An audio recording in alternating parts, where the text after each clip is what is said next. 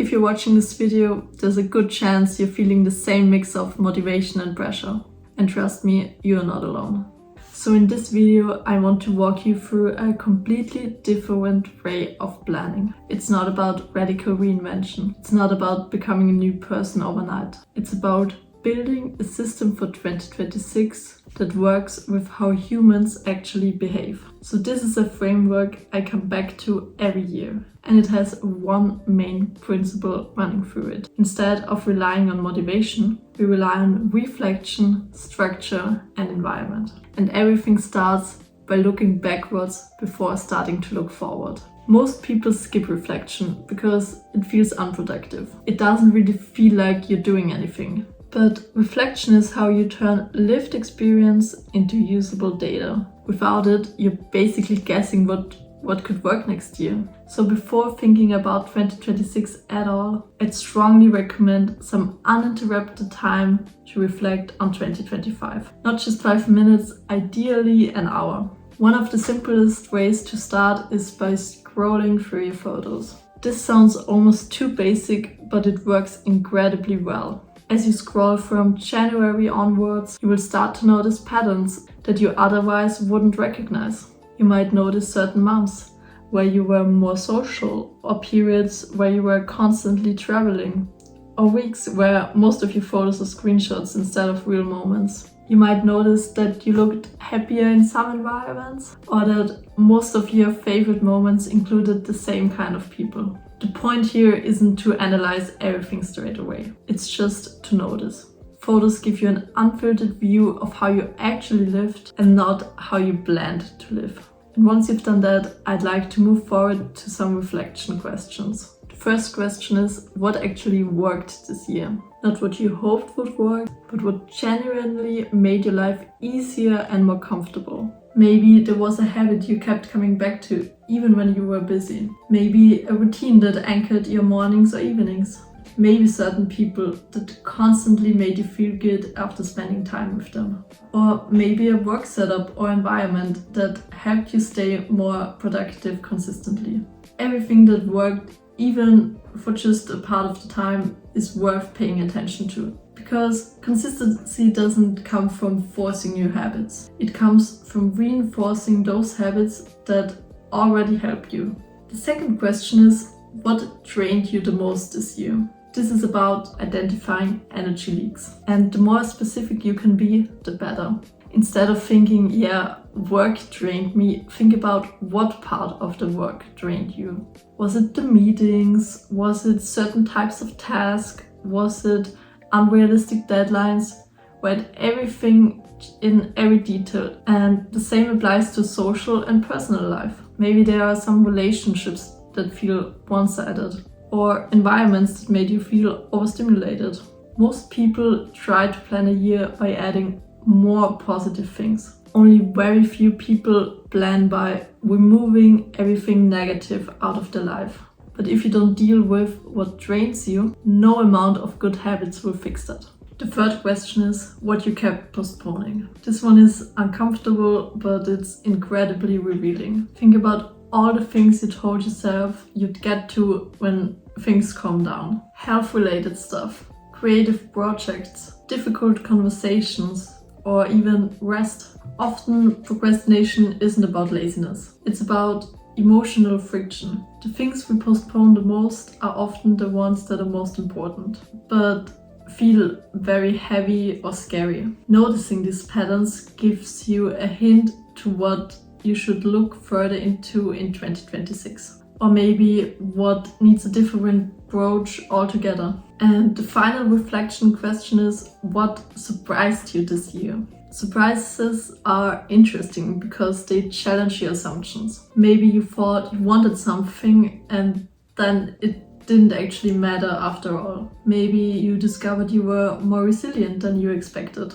Or something you feared turned out to be manageable. These surprises are very useful because they help you plan the next year with realism instead of just what you think will happen. Once you've done this reflection, here comes one very important step. It is something that often gets skipped during the year. To pause and acknowledge that you made it through the year, regardless of how productive or successful it felt. You learned things, adapted, and kept going. That's not nothing. And it's the foundation of planning for what comes next year. So the first step is now done. You reflected the last year. Now we move on to step number 2. Once you have reflected the past, it is much easier to think about the future, but only if you start at the right level. A mistake I made for a very long time was planning each year in isolation. I would ask myself what I wanted to achieve next year, without asking if those plans for the next year actually fit into my broader life plan. So a more useful question would be, how do I want my life to look in 10, 20 or even 30 years? And here's an exercise I find really useful for this. First, we draw 2 wheels of life. One for your current life and one for your future life in, let's say, 20 years. For the first wheel, think about what life is right now in this moment. You need to divide the circle in some few key areas. Things like health, relationships, finances, work, fun. But the exact categories don't matter as much. It is just important to choose categories that fit your lifestyle. Now you color in each area and draw as much satisfied as you are in this area. For example, if you are 10 out of 10 satisfied with your work, you color the area completely full. And this isn't about being harsh or being optimistic. It's about being realistic, because this wheel gives you a snapshot of your current life. Now we draw the second wheel, what we want our life to look like in 20 years. So we draw the exact same wheel, but now imagine yourselves 20 years in the future. Not your fantasy life, not the perfect version of yourself, just a realistic, grounded version of life that you'd be happy to living long term. So ask yourself, what does your health look like? How much are you working? What kind of relationships do you prioritize? And what does a good ordinary day feel like for you? And again, rate every area of the wheel from 1 to 10 and color in the area. So now we put those 2 wheels side by side and compare them. You will probably notice there are some differences in the 2 wheels. You can see which areas you would like to improve, which ones you want to maintain, and which ones don't actually matter as much as you thought.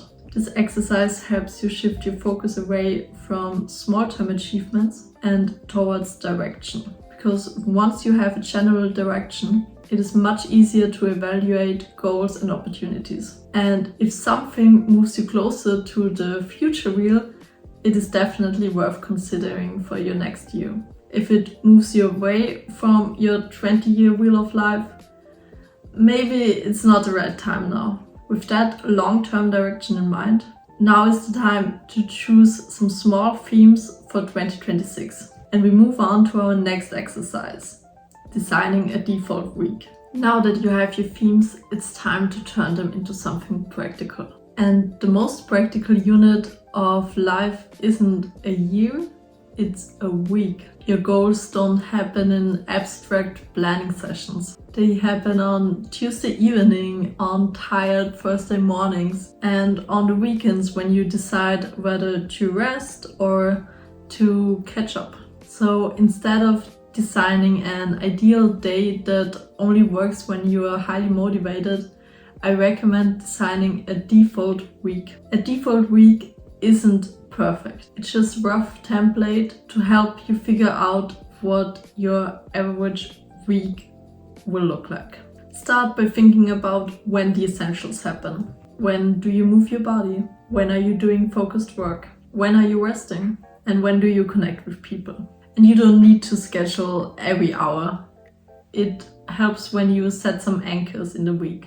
For example, you might decide that workouts happen during the week in the evening, or that Sunday afternoons are for planning and resetting. These decisions remove a lot of daily negotiation. Also, an important thing when designing a default week is deciding on what you don't want to do, especially on weekdays. This is something most people ignore, but it's much more important than adding new habits. Think about activities that drain you but aren't really essential. Maybe it's certain type of social plans, endless scrolling in the evening, or saying yes to things out of your obligation. By setting some boundaries in advance, you reduce the numbers of decisions you have to make when you are tired. Another helpful element of the default week is choosing one non-negotiable. Just one. Something small, realistic, and grounded. This could be, for example, a daily walk or 5 minutes of journaling every day. The point here isn't productivity. The point is consistency. This ritual becomes a baseline, something that happens even when life feels very messy. So now we have our default week planned and move on to the next step. At this point, a lot of people start to think about how to stay disciplined during the next year. But discipline and willpower are unreliable. They fluctuate with stress, sleep, mood, or the workload you have. A much more reliable strategy is to design your environment in a certain way, so that the environment helps you make good decisions more easily and makes bad decisions harder. So before the year starts, I recommend doing a friction audit. Look at your life and look at where friction is currently against you. For example, are there apps on your phone that you open without thinking about it? Are there some emails that automatically create a sense of urgency without adding much value? Are there distractions everywhere in your environment that keep you from staying productive? Removing or reducing those kind of friction is a one-time investment that helps you during the whole year. For example, unsubscribing from emails that you don't need, deleting or hiding distracting apps on your phone, or changing up your physical workspace in your home. All of this can make a big difference in your life. At the same time, you can add friction in the opposite direction so that good decisions come automatically. This might mean calendar blocks for workouts, automatic savings transfer, reminders for weekly planning, or just keeping healthier food at your home. A useful question here is, what would future me be grateful that I made harder? By removing all of those bad decisions, if you can identify a few things that constantly derail you and make them just slightly less convenient, you save yourself from fighting the same battles over and over again. So the next step is defining what a successful year looks like to you.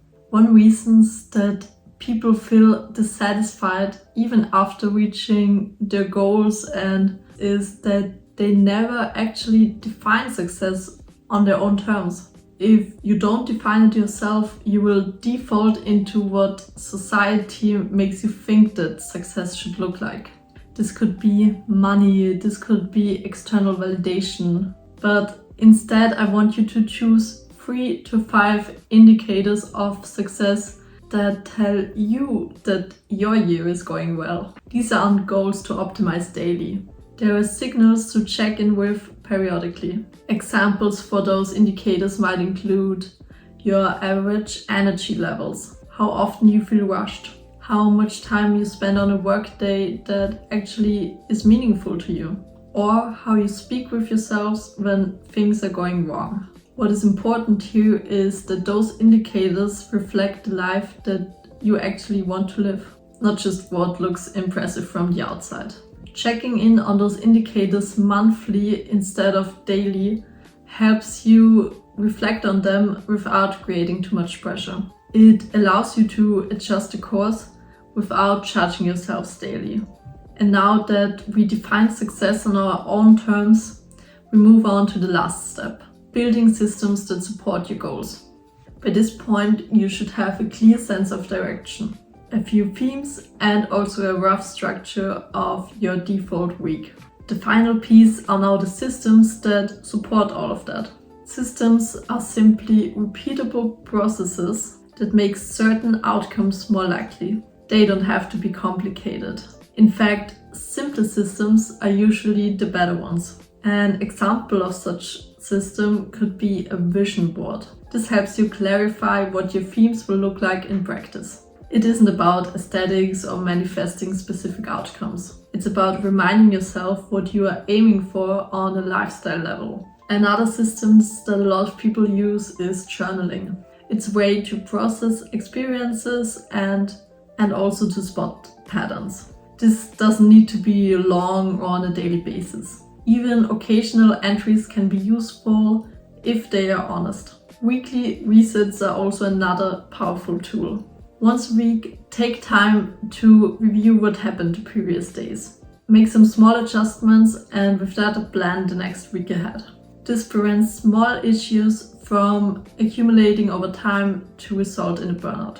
A similar way are monthly reviews. They had the chance to look at what was working this month and to look at if your current approach still makes sense. And the last system is your environment.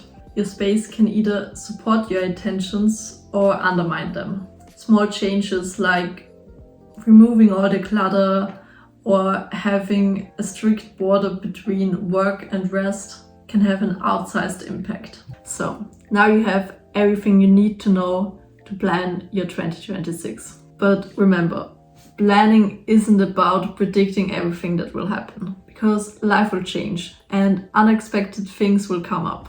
And some goals will even stop making sense to you. So a good plan isn't rigid, it's adaptable. It's a structure that gives you space to return to when things are overwhelming, and a way to course correct without starting from scratch.